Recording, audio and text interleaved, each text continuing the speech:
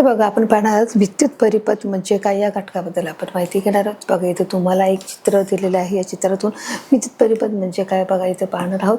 इथे volt meter रोधाला समांतर म्हणजे एक प्रकारे हे जे विद्युत घटाप्रमाणे बघा तुम्हाला एक चित्र दिलेलं आहे। इथे विद्युत रोध म्हणजे काय, हे विद्युत घट आहे। वाहक तारक काय आहे, एम मीटर म्हणजे एकसरची जोडणी आहे, मग ती प्लस आणि मायनस याच्यामध्ये केलेली आहे।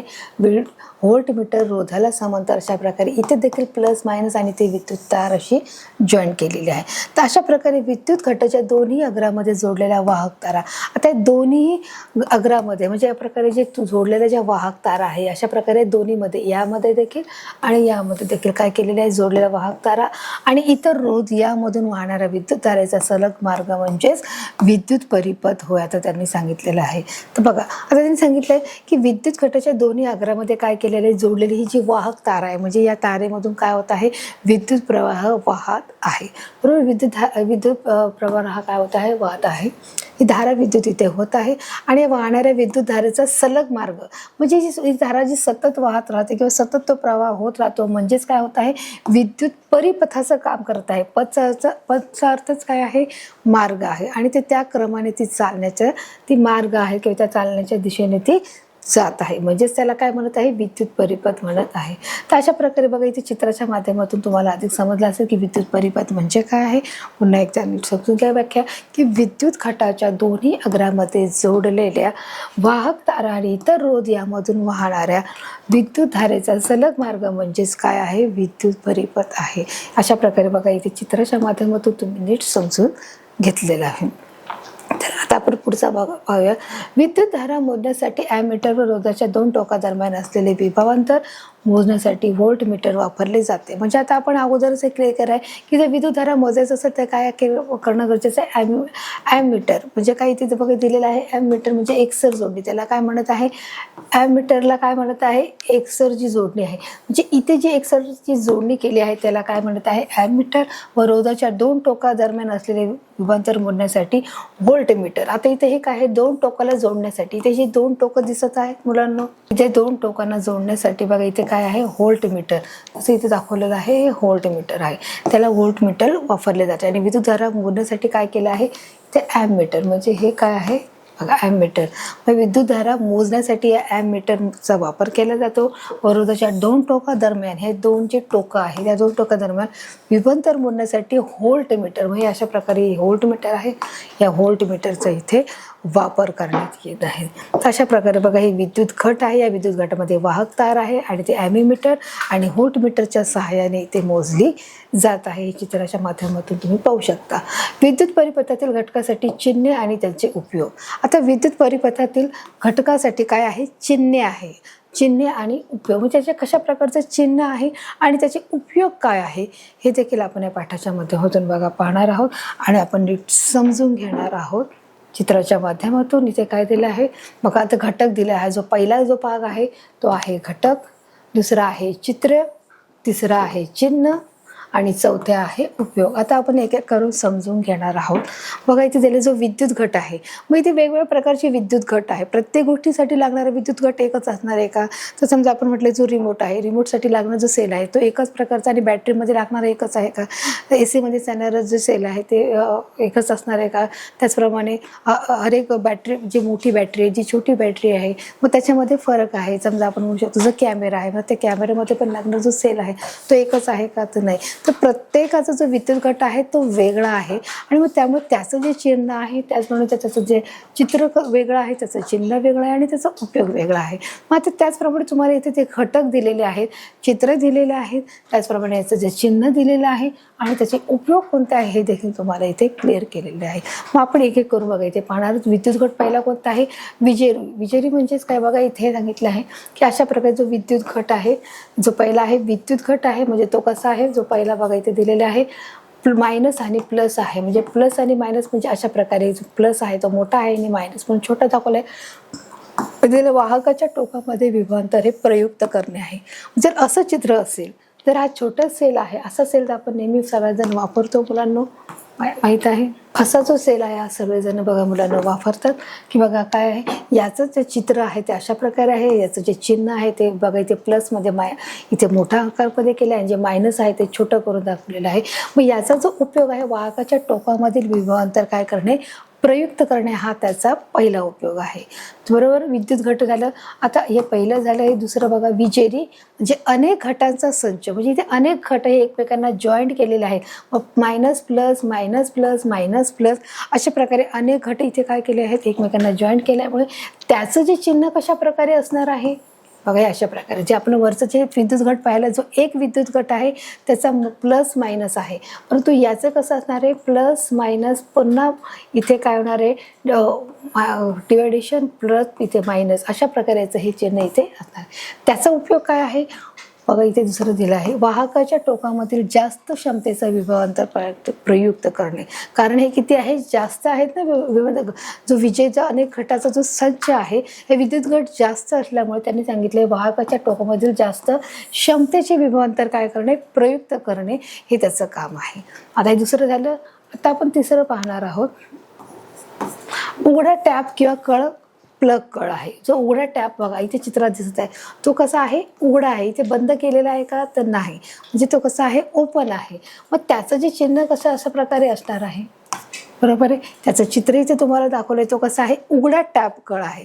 मग उघडा टॅप कळ कशामध्ये असतो की ज्याप्रमाणे बघा आपण रिमोटच्या सेलमध्ये वरचं जे आवरण असतं त्याच्यामध्ये हा उघडा टॅप कळ आहे. मग त्याचा उपयोग काय आहे, वाहकाच्या दोन टोकामध्ये संपर्क तोडून विद्युत प्रवाह बंद करणे. आता त्याने झाले वाहकाचे दोन टोकामध्ये संपर्क तोडून टाकणे, म्हणजेच काय करणे आहे, त्याला संपर्क तोडल्यानंतर विद्युत प्रवाह काय होतं, आपोआपच बंद केला जातो. ज्याप्रमाणे आपण समजा लाईट आहे, फॅन आहे, तो आपण बटन स्विच ऑफ केलं, त्याचं बंद केलं, म्हणजेच काय होणार आहे, वाहकामध्ये असलेले दोन टोकामध्ये जे संपर्क आहे ते जोडून काय होत आहे, विद्युत प्रवाह बंद करण्याचं इथे काम आपल्याला दिसत आहे. म्हणजे अशा प्रकारे जो उघडा टॅप कळाचा इथे उपयोग होत आहे. म्हणजे हे त्याचं उघडा टॅप कळ हा जो घटक आहे त्याचं चित्र हे अशा प्रकारात आहे, आणि बघा त्याचं जो चिन्ह देखील असं आहे, आणि त्याचा उपयोग दोन टोकामध्ये संपर्क जोडून विद्युत प्रवाह बंद करणे असा होत आहे. आता हा झाला उघडा टॅप कळ. आता इथे तिला हे बंद टॅप कळ किंवा प्लग कळ आहे, की आता आपण बंद केलं आहे, म्हणजेच काय, त्याचं चिन्ह कसं आहे की इथे बघा इथे काहीही नव्हतं या घटामध्ये, परंतु जेव्हा बंद आहे, टॅप बंद आहे किंवा प्लग कळ आहे, तर त्याच्यामध्ये अशा प्रकारचा पतंगाकृती काय आहे इथे चित्र दिसतंय. म्हणजे याचा जो उपयोग आहे काय आहे, हा तिसरा आणि हा चौथा आहे. याचा उपयोग काय आहे, वाहकाच्या दोन टोकामध्ये संपर्क जोडून विद्युत प्रवाह सुरू करणे आहे. म्हणजे त्याचा अर्थ काय मुलांनो, की ज्यावेळेस आपण लाईट किंवा फॅन आपण चालू करतो, आपण इस्त्रीचं बटन चालू करतो, त्यावेळेस काय होत आहे, दोन जे तारा आहेत वाहकाच्या दोन टोकामध्ये जो संपर्क जोडून विद्युत प्रवाह काय होत आहे, सुरू होत आहे. म्हणजेच काय आहे, बंद टॅप कळ किंवा प्लग कळ.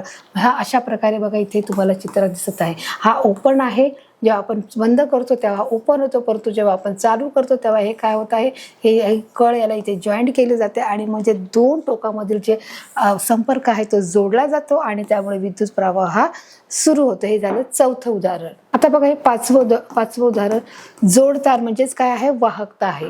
आता ही बघा जोडतार कशा प्रकारे दिलेली आहे, त्याचं जे चिन्ह आहे, मग आता इथे जे चित्र दिलं आहे, मग त्याचं चिन्ह फक्त एक समांतर लाईन आहे, जोडतार आहे. याचा काय उपयोग आहे, जो पाचवा आहे, विविध घटक परिपथात जोडणे. जे विविध जे घटक आहेत, जे इतर सर्व प्रकारचे जे घटक आहेत ते कशात जोडणे आहे, परिपथामध्ये जोडण्याचं जे काम आहे ते मुलांना जोडतार करत असते. की अनेक तारा जेव्हा एका तारामध्ये जेव्हा मिक्स करतात, म्हणजेच काय होत आहे, ते परिपथाचं काम करतात. जोडतार म्हणजेच काय, आपण त्याला म्हणतो वाहकतार. मग वाहकतार कोणकोणती आहे, आपण म्हणू शकतो की ॲल्युमिनियम आहे, तांबा आहे, ही ॲल्युमिनियमची जी तार असते, प्लॅटिनमची जी तार असते, सोन्याची जी तार आहे, चांदीची पण तार आहे, ही वाहक तार आहेत ना. मग अशा प्रकारे इलेक्ट्रॉनिकच्या संबंधित ज्या तारा आहेत, जे तांब्याचे ते तार आपण पाहतो ना, की जेव्हा आपण मीटर बॉक्स खोलतो तेव्हा आपल्याला निळ्या, पिवळ्या आणि लाल रंगाच्या अशा तीन रंगाच्या आपल्याला तिथे वायर्स मिळतात. मग त्याच्यामध्ये जे तारा वापरल्या जातात त्या देखील काय आहेत, धातू आहे. मग अशा प्रकारे हे जे सर्व धातूचे तारा आहेत त्या वाहक तारा आहेत, आणि त्याचे चिन्ह अशा प्रकारे त्याचं जे चित्र आहे अशा प्रकारे त्याचं चिन्हाचं आहे, आणि विविध घटके परिपथात जोडण्याचं जे काम करत आहे ते जोडतार करत आहे. आपला जो शेवटचा घटक आहे सहावा, ओलांडून जाणारा वाहक तारा. ओलांडून जाणारा म्हणजे बघा अशा प्रकारे इथे तुम्हाला हा रेड कलरमध्ये वाहक तार दिसले, तर ही वाहक तार आणि ब्ल्यू कार इथे अशा दिसत आहे, वाहून जाणार वाहक तार. मग त्याचं जे चिन्ह आहे ते कशा प्रकारे आहे बघा, सी आकारामध्ये दिलेले आहे. अशा प्रकारे सी आकार आहे. मग त्याचा जो उपयोग आहे तो काय आहे, वाहक तार एकमेकांना ओलांडून जाताना दाखवणे. जी वाहक तार आहे ती काय करत आहे, एकमेकांना जोडण्याचं काम ही करत असते. तर अशा प्रकारे आपण विद्युत परिपथामध्ये म्हणजे विद्युत परिपथातील घटकांची चिन्हे आणि त्यांचा आपण उपयोग इथे बघा पाहिलेले आहे. जे 5 प्रकारे ते पाहिले की जे विद्युत घट, चित्र, चिन्हे आणि उपयोग आहे. मग विजेरी आहे त्याचा कशा प्रकारे चित्र, चिन्हे आणि उपयोग आहे. त्याचे उघडा विजेरी अनेक घटकाचा जो संच आहे त्याचं जे चित्र आहे त्याचे चिन्ह आणि उपयोग कशा प्रकारे आहे.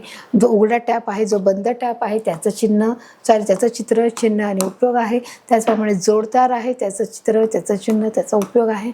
आणि ओलांडून जाणारी जी वाहकता आहे त्याचं जे चित्र, चिन्ह आणि उपयोग अशा प्रकारे आपण इथे चित्रामध्ये स्पष्ट केलेलं आहे.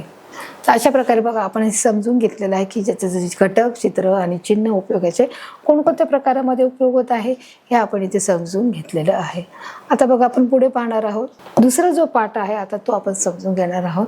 पुन्हा घटक, चित्रे आणि चिन्ह आणि उपयोगी दाखवला आहे.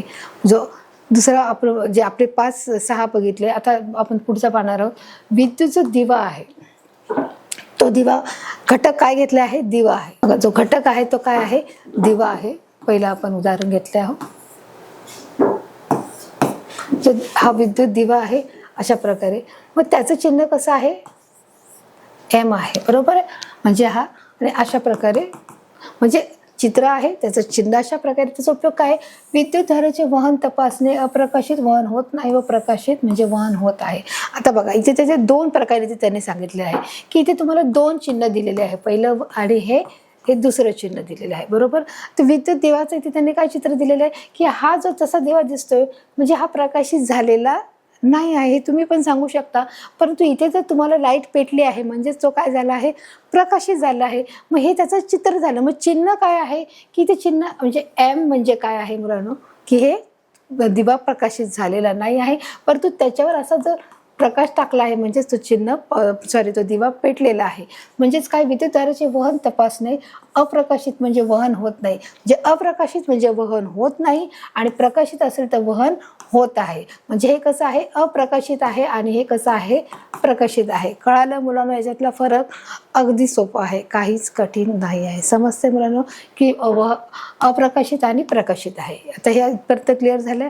चला आता आपला जो दुसरा घटक आहे त्याच्याकडे पाहणार आहोत. विद्युत रोध. विद्युत रोध कसा आहे, अशा प्रकारे बघा इथे एक जाळणी जी जोडली आणि तारेच्या माध्यमातून त्यांना जॉईंट केलेलं आहे. अशा प्रकारे हे चित्र आहे.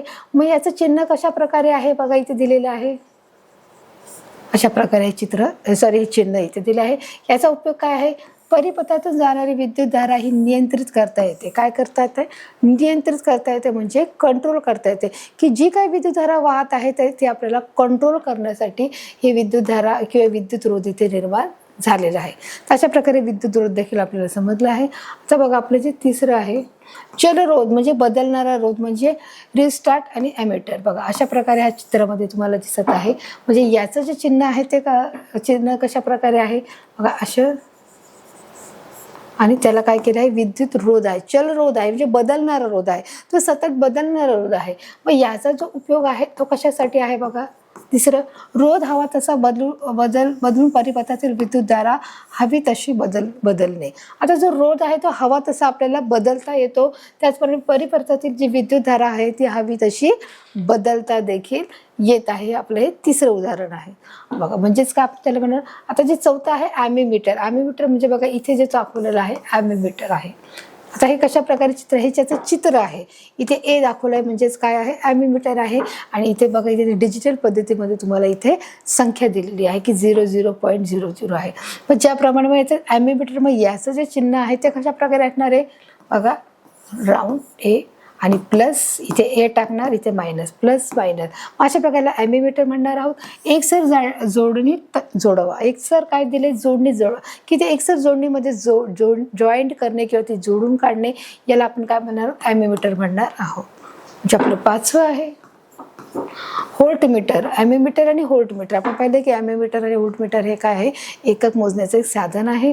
मग आता होल्ट मीटर काय आहे की इथे बघा चित्र तुम्हाला दाखवलं आहे कशा प्रकारे. इथे होल्ट मीटर व्ही दिलेलं आहे 0 ते 300 पर्यंत, म्हणजे 100, 200, 300.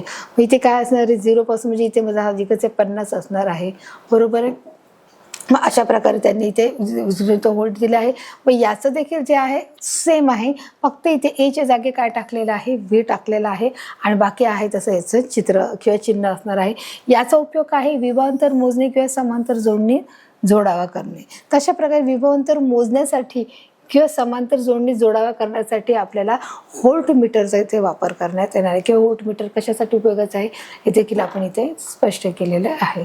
तर अशा प्रकारे आपण घटक, चित्र आणि त्याचप्रमाणे आपण पाहिल्याचे चिन्ह आणि त्याचे उपयोग हे कोणत्या प्रकारामध्ये आढळतात. आपण बघा जेव्हा मीटर बॉक्स जेव्हा खोलतो तेव्हा आपल्याला अशा प्रकारची चिन्ह आपल्याला दिसत असतात. त्याचप्रमाणे अशा प्रकारचे देखील जे चित्र आहेत ही देखील आपल्याला चित्र दिसत, परंतु या चित्राचा अर्थ आपल्याला कळत नाही की हे चिन्ह म्हणजे काय, हे चिन्ह म्हणजे काय, किंवा या चिन्हाचा उपयोग काय आहे, की याला काय म्हणतात. त्याचप्रमाणे ही जी चित्र आहेत या चित्राला ॲमिमीटर आहे, व्होल्ट मीटर आहे, चलरोध आहे, विद्युत रोध आहे. बघा विद्युत रोध आणि चलरोध इथे समान आले आहे. मग अशा प्रकारचं चित्र आहे, म्हणजेच काय, अप्रकाशित दिवा. म्हणजे अशा प्रकारचं जर चिन्ह असेल तर आपण त्याला काय बोलणार आहोत, प्रकाशित दिवा बोलणार आहोत.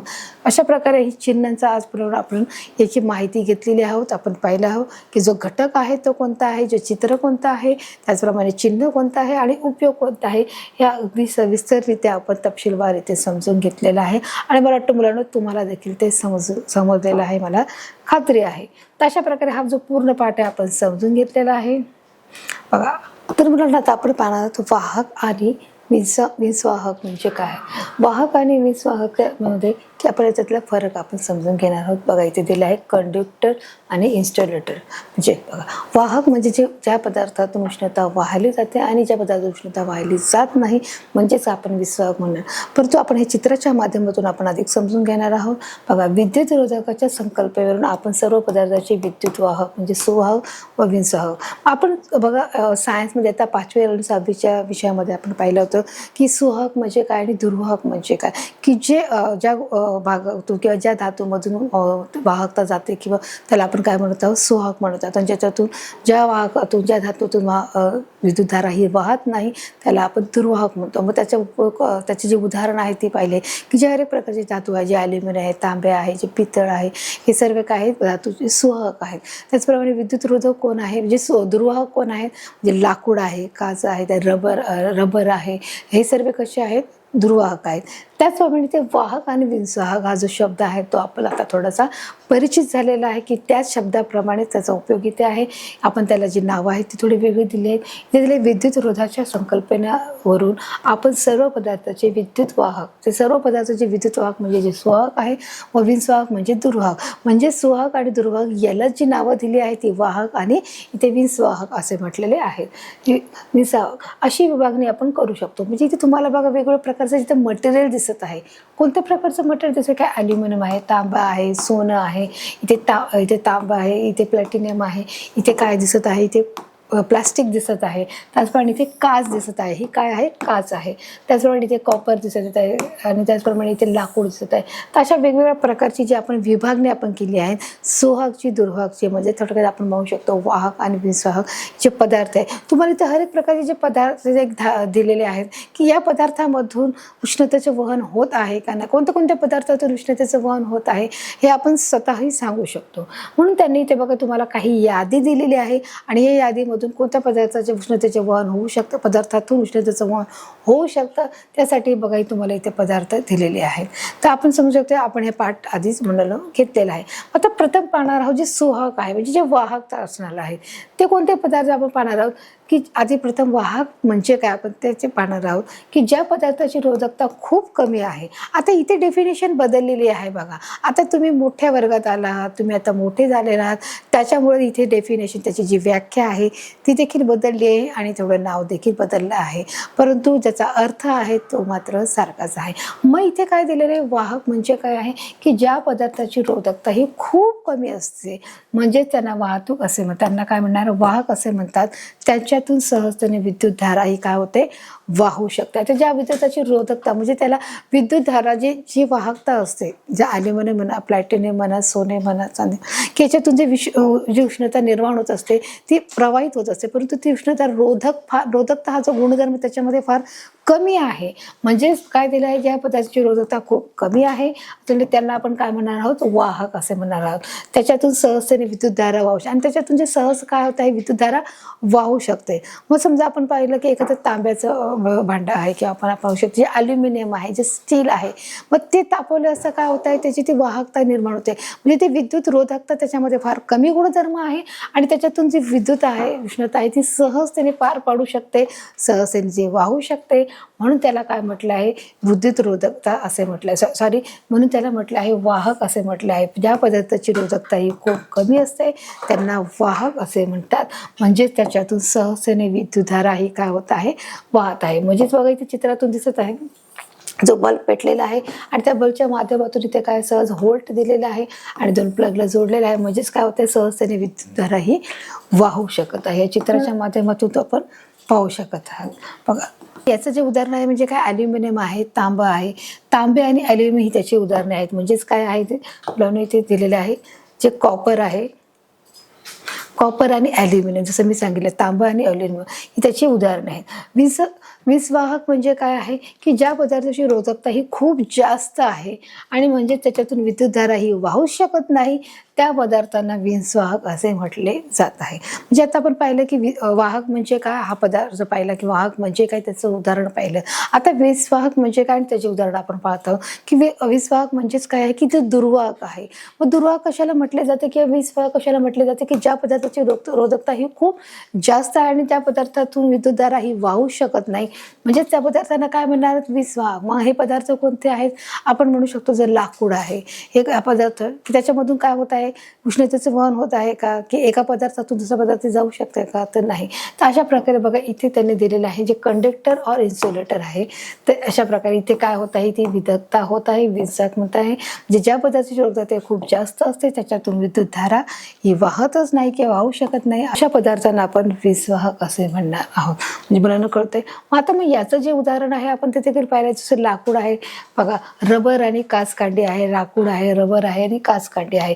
तर ही 2 उदाहरणं आपण याच्या माध्यमातून पाहिलेली आहेत की वाहकता म्हणजे काय आणि वाहकता आणि वीजवाहकता म्हणजेच त्याचा अर्थ सुवाहक काय आणि दुर्वाहक काय. तर सुवाहक कशाला म्हणतात, दुर्वाहक कशाला म्हणतात, त्याचप्रमाणे वाहक म्हणजे काय, वीजवाहक म्हणजे काय, मग त्याचे उदाहरणं कोणकोणती आहेत हे देखील आपण मुलांना चित्राच्या माध्यमातून इथे समजून घेतलेली आहेत.